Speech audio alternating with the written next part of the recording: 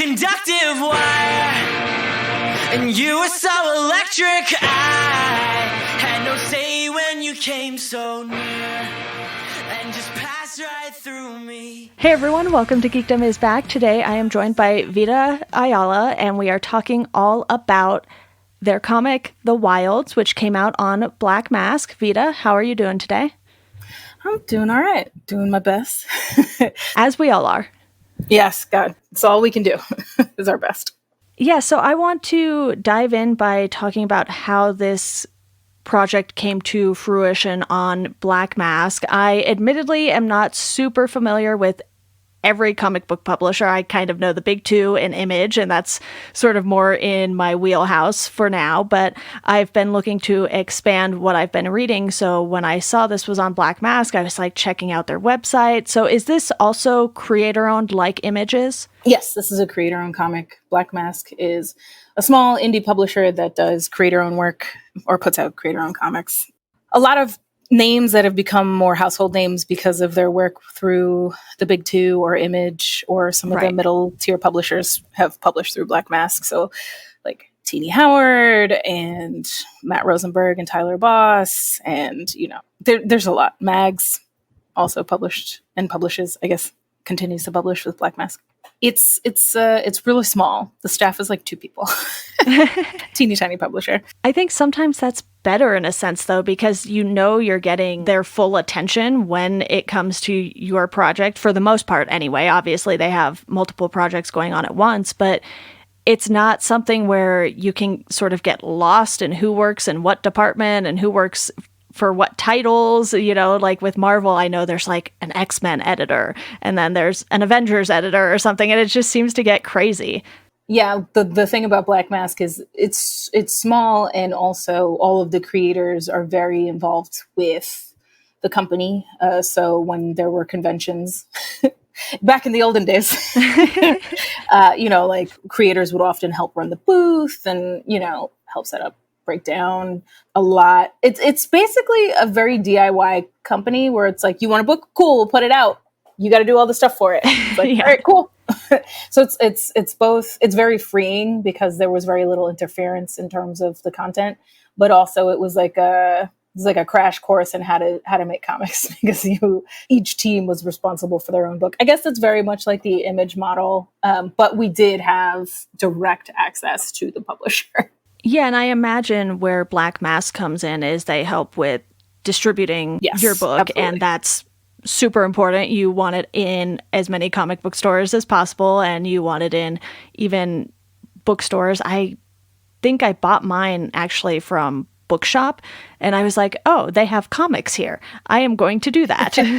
Yeah, it's also Black Mask does the design for the books, and, you know, through the publisher, our team was linked up with the cover artist that we were working with us, because one of the things that they really were invested in was that the cover art should be it's part of the story, and they wanted a cover artist so that, you know, the interior artist didn't have to produce stuff on top of that, but also one cover artist, so it was cohesive. I really liked that. And so in that way, the cover artist is actually just part of the team. So yeah, they do stuff like that. They are really good. The publisher is like a Hollywood guy too, so he's really good about getting buzz on books that he wants to, you know, elevate. And I'm sure that he's shopping stuff around for option and stuff like that because he's out in LA. So, you know, there's a lot of stuff that can happen, but he has a policy of being, as long as you don't get too buck wild, very hands off, so you can do your thing.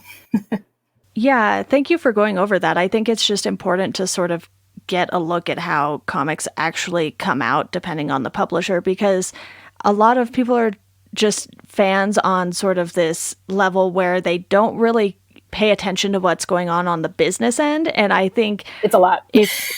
Yeah, it's a lot for sure. And I think it's important to share some of that information, obviously not the nitty gritty details that probably not too many people will be super interested in, but just sort of this broad perspective on how these things get made, how certain publishers work. But for The Wilds in particular, and I don't want to get into spoiler territory too much. Usually I do, but this came out last year and I sort of just want everyone to know about it.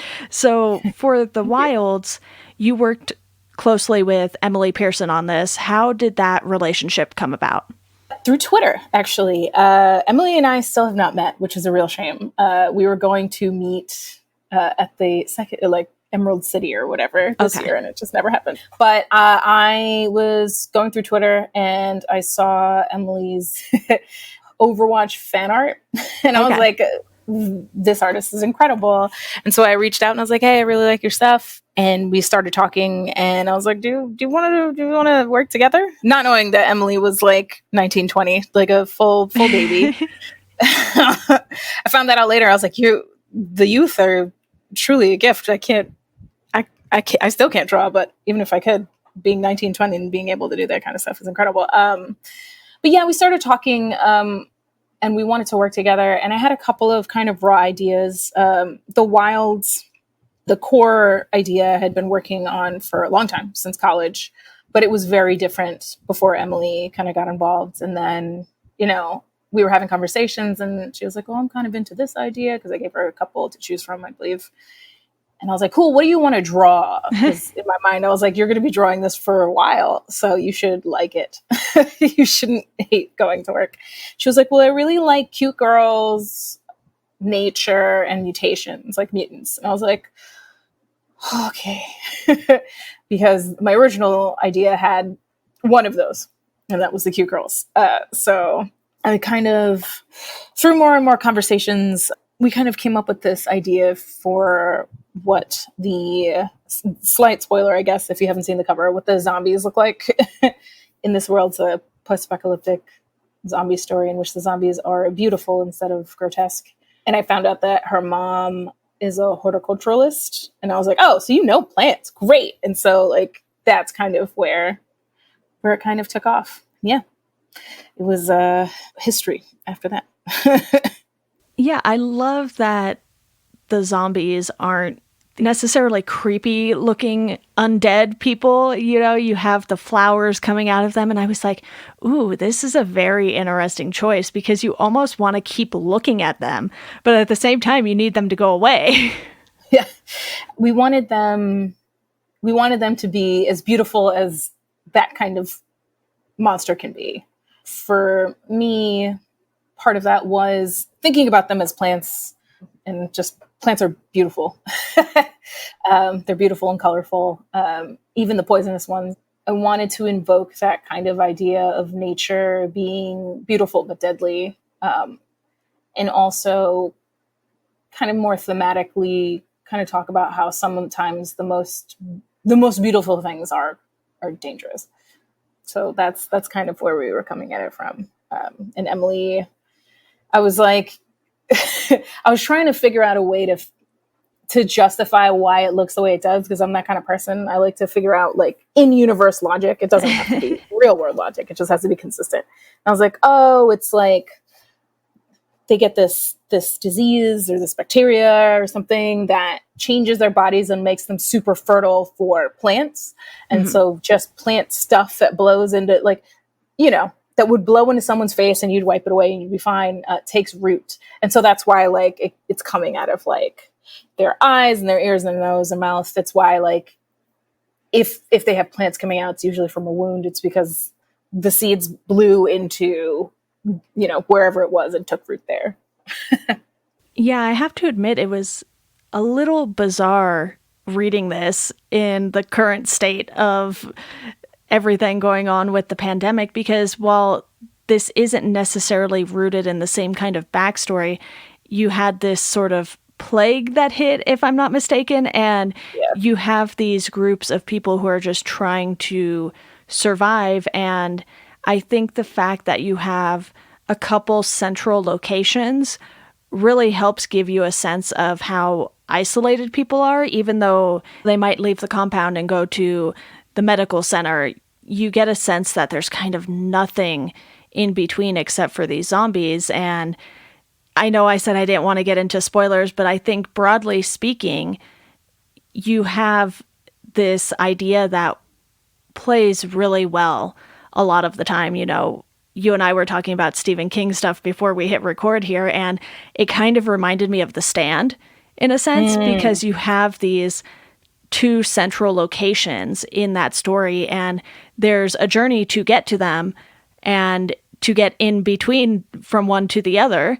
But you really get a sense it's like these people versus these people, and there's going to be something that happens, and it feels sort of inevitable. And I don't want to say predictable, but it's something that just naturally makes sense for this kind of story. One of the things that I was interested in, even before Emily, we were collaborating, was I wasn't interested in the fall of humanity. Mm-hmm.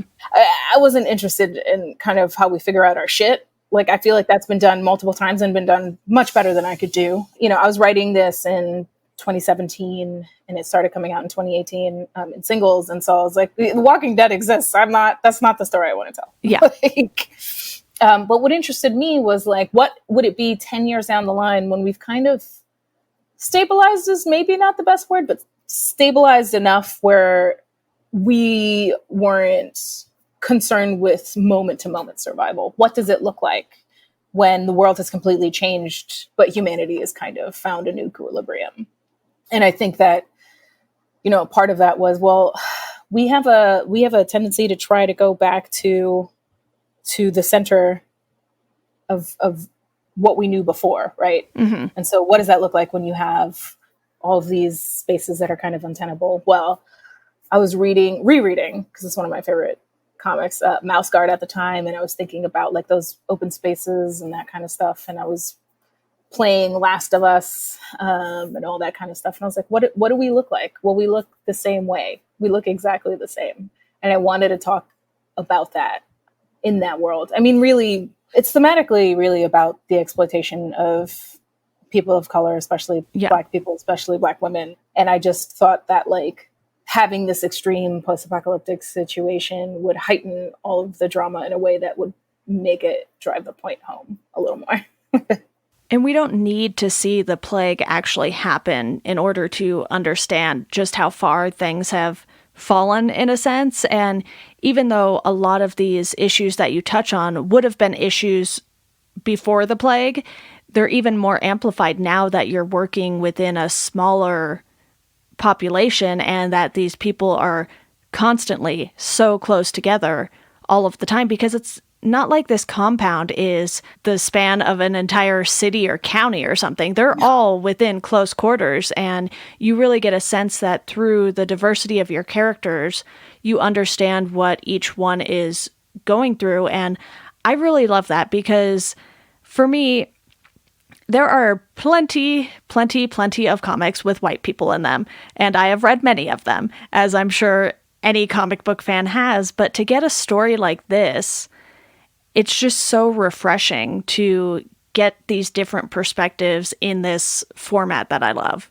When I was first writing it down, somebody asked me, I can't remember who, why write the zombie story? It's been done a million times. Like, Walking Dead exists.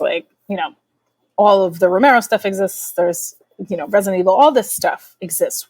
Why bother doing it again? And, part of my response was, well, but those stories are always from a very specific kind of perspective, or almost always from a very specific kind of perspective.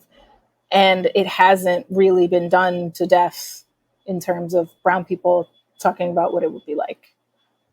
And so I think that it wasn't necessarily an agenda, but I was like, I think that almost every story has been told. What makes new things interesting is that it's from a different perspective. We only tell, 7 stories or whatever. Yeah. And so the thing that we bring to it has to be a new lens, a new way of examining it. And I was like, yeah, the main character is a queer Black woman.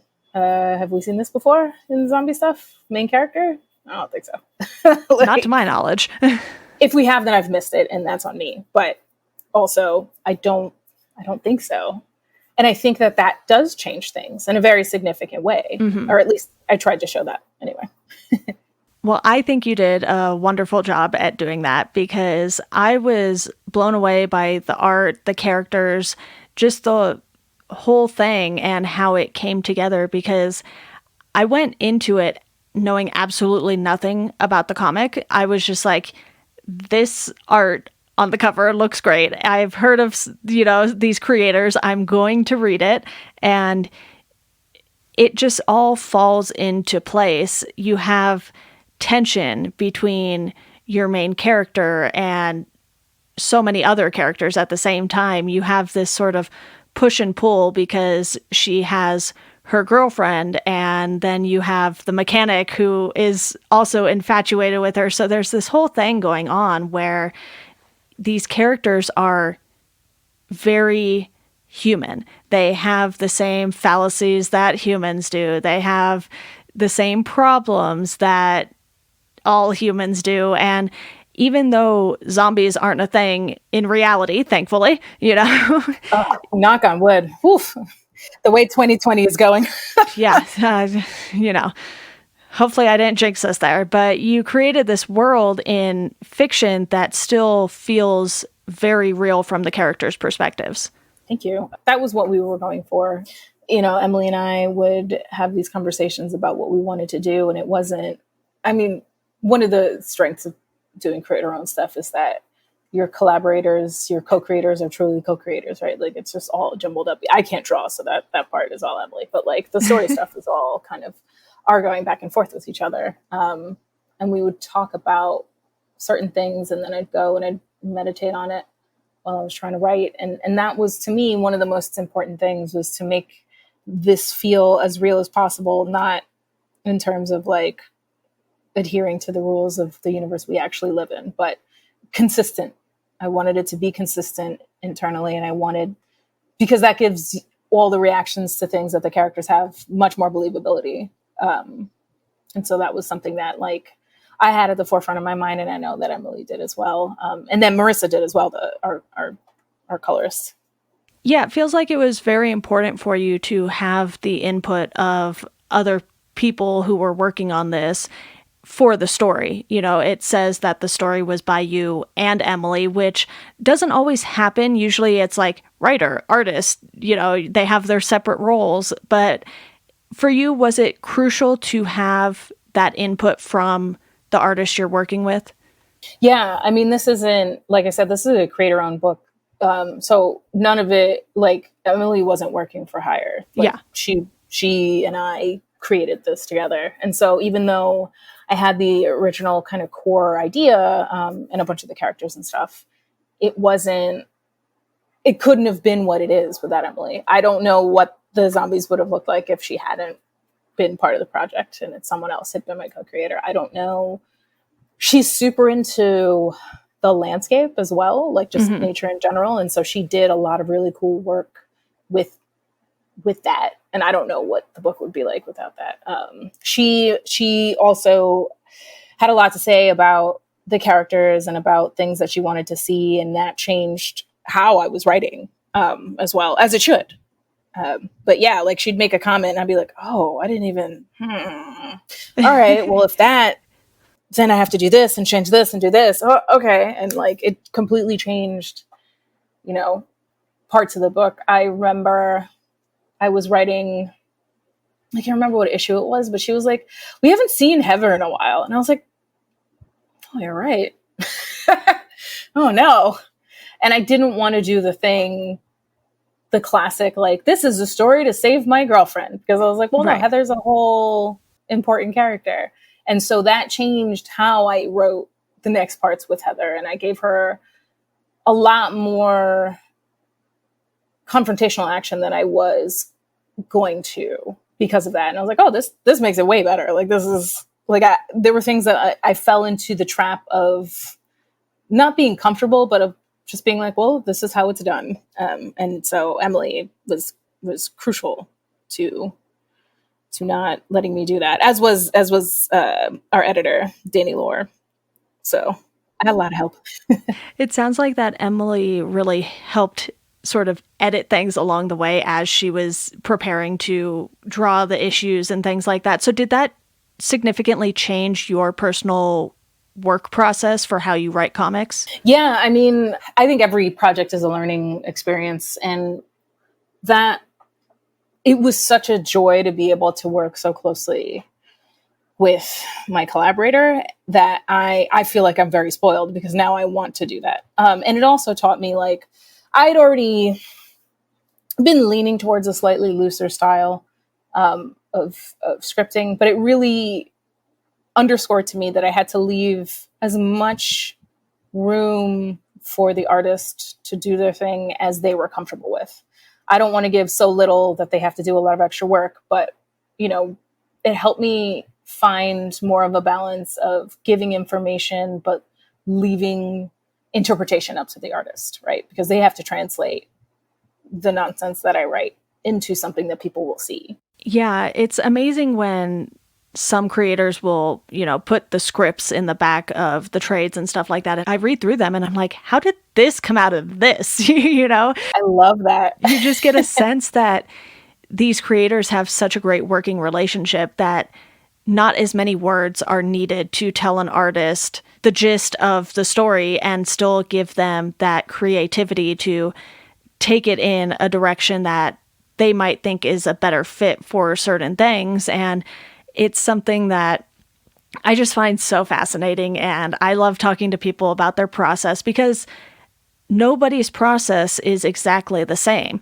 The outcome might look exactly the same. You know, a comic book looks like a comic book. There are different stories, different pictures, but in a general sense, they're all comic books, but they come about in such amazing ways that you don't really stop and think about them necessarily until you're given those sort of sneak peeks at what goes on when creators are working together. And I think you and Emily definitely have something that is a prime example of what you can make happen with the internet these days.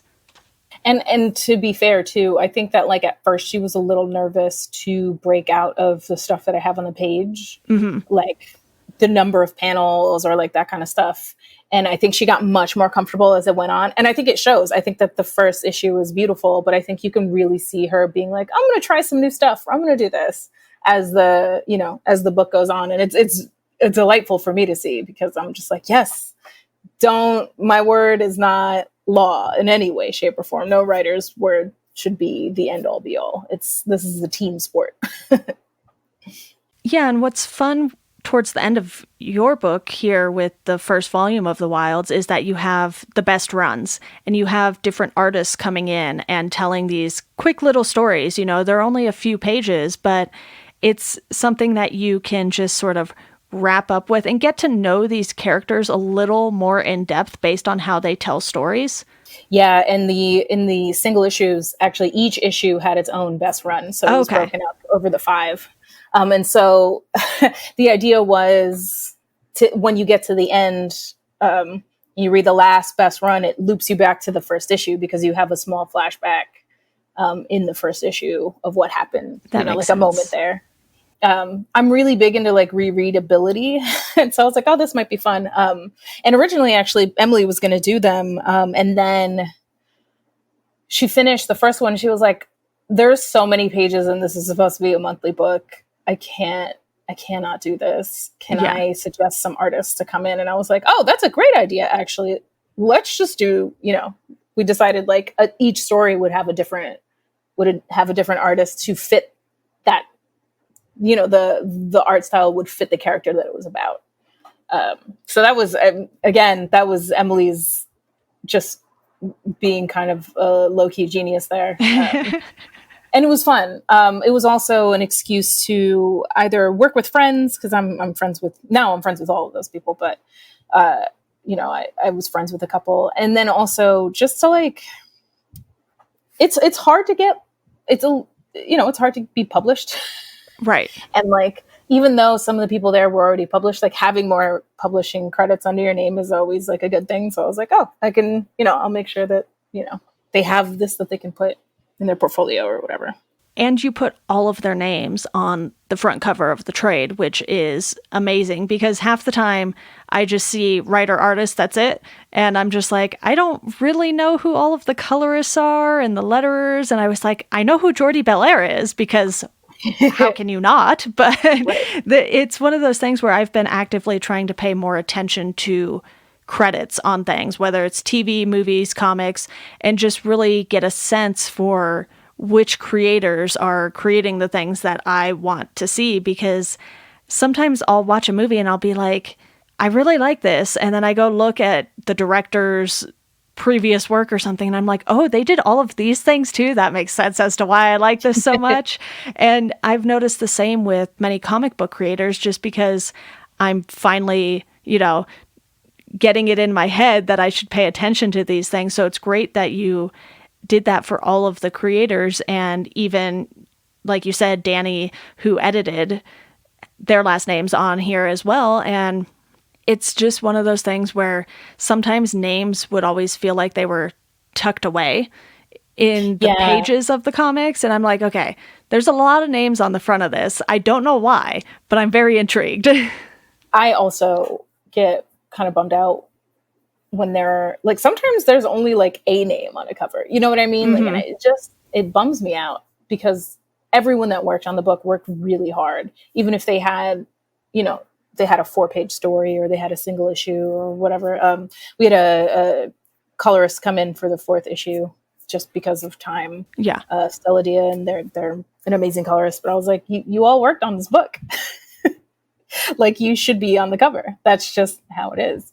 And I noticed a couple of companies doing that, but it was something like that I hadn't necessarily seen on everything. And so I just wanted them. I knew we had a big crew, but I just wanted to make sure that they would get on the front page. So I emailed the publisher and I was like, can we do this? And he was like, we can do this for the trade. Yeah.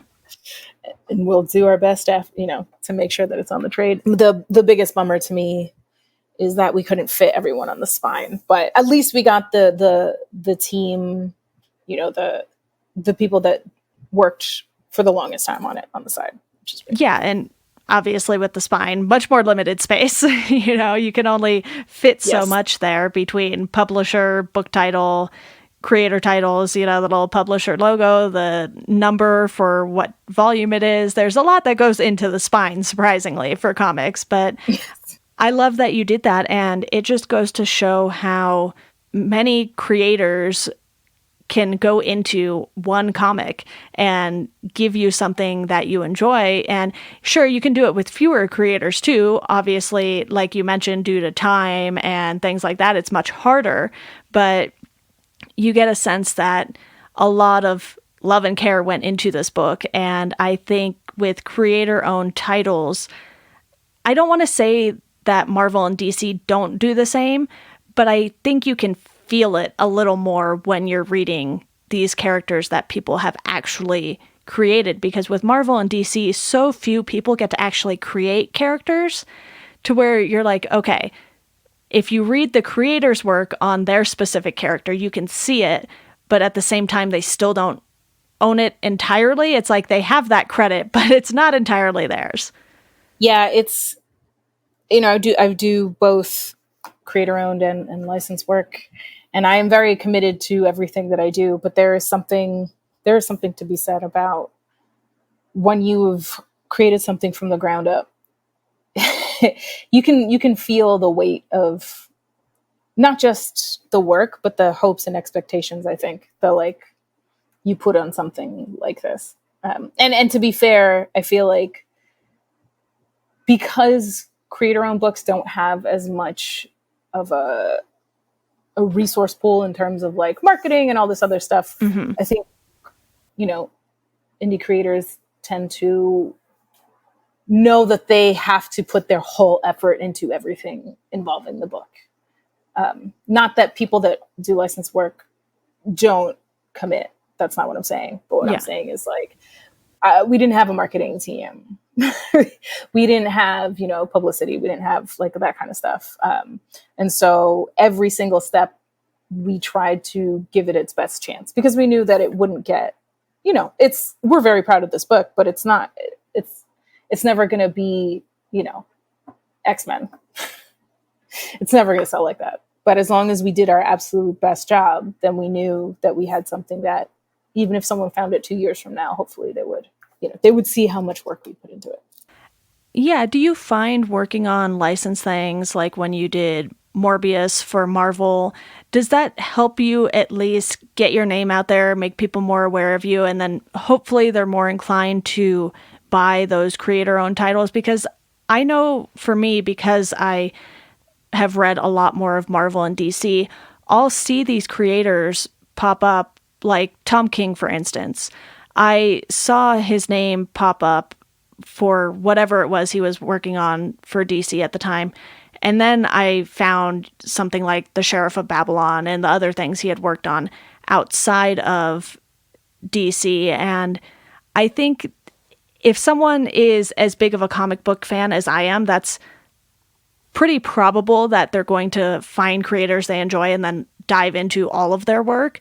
But for a general comic book consumer, do you still think that working on licensed properties helps a lot with getting your name out there and people finding your other work? Oh yeah, definitely. That's not why I do it, but it's right. It's a lovely, a lovely byproduct of that. Yeah, absolutely. I've had people who have read my licensed stuff, especially things like Morbius, because that's horror, who have been like, do you do any other horror? And I'm like, well, here you are. Here's Submerged, which is not exactly horror, but it does have those flavors to it. I feel like as long as I'm doing good work on this licensed stuff, hopefully people will be interested in what I do when I'm not doing licensed stuff. That is definitely the hope. There will definitely be people who will read my licensed stuff and go, I don't want to read anything else from this person, which is totally fine. Totally understandable. But hopefully there is some crossover. I don't know how much there is, though. I haven't really done a lot of like research into kind of how that works, but it might be hard to find out unless someone like me literally tells you. Yeah, I feel like you'd have to like do surveys and stuff. You talk to retailers and go, well, they read this and then they wanted this, right? True. Yeah. And I feel like even with something like Morbius, obviously the character's not Spider-Man. So that title in itself is pretty specific to a certain group of people. Not everyone who loves Marvel is going to be reading Morbius comics. Like you said, it's kind of more a horror comic. Not everyone loves horror. Horror is a very specific thing for very specific people like myself. And I think when you get titles like that, even if they are licensed, you're still hitting a smaller target audience within that big audience that Marvel has. Yeah, that's true too. But the Morbius fans are super into Morbius. Yes. I gotta tell you, like diehard fans, I really appreciate that kind of stuff.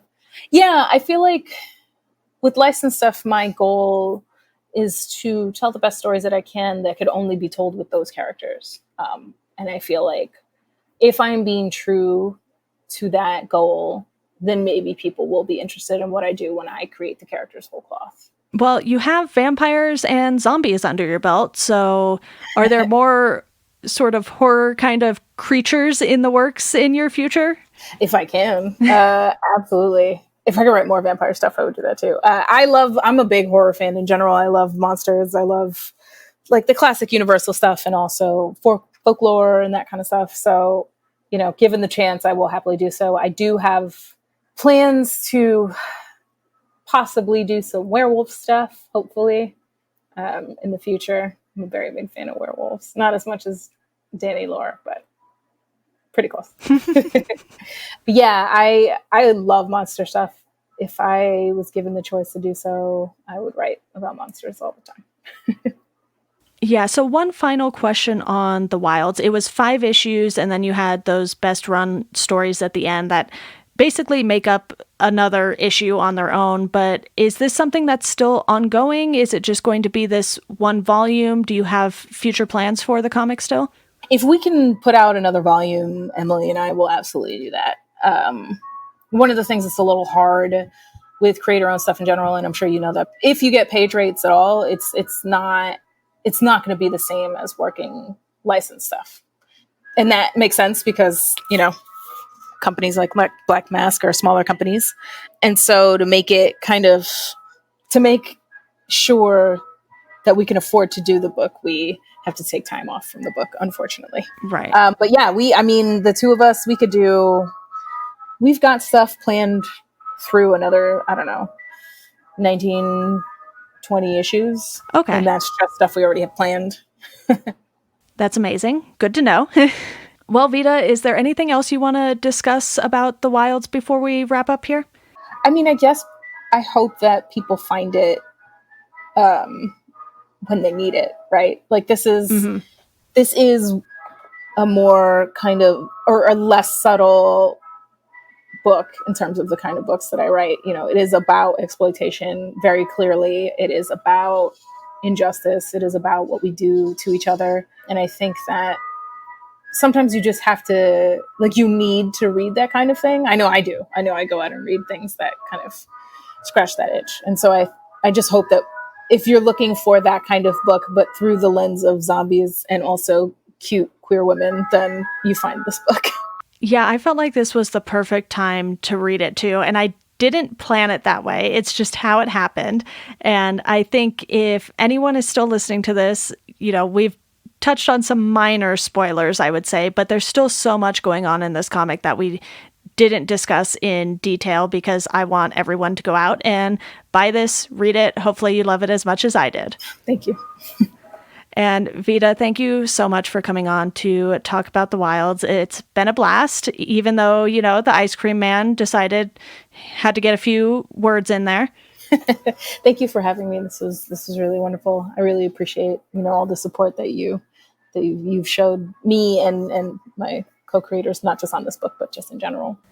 Yeah, of course. And I am more than happy to have you back on if you ever want to geek out about anything else. Thank you. All right, everyone, that does it for this episode of Welcome to Geekdom. If you want to support the podcast, you can do so through our Patreon. You can sign up for $1 a month. That'll get you a thank you on the show. $2 a month, you get to pick a topic that myself and a guest will discuss on the show. For $5 a month, you can join the Welcome to Geekdom Slack group, where you can talk to myself and various guests who have been on the show. If you want to follow us on socials, you can do so at GeekdomPod on Twitter and at Welcome to Geekdom on Instagram and Facebook. And as always, thank you for listening, and we hope you enjoy the rest of your day.